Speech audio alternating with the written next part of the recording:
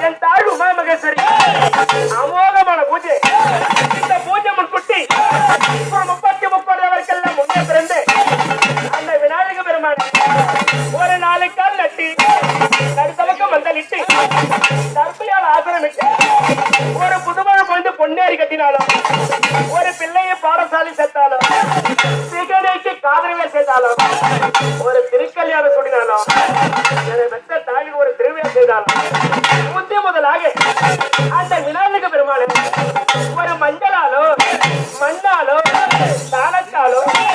நம்ம அவரை பிடித்ததமான நம்ம எடுக்கின்ற காரியம் சுத்தமா முடியுமா?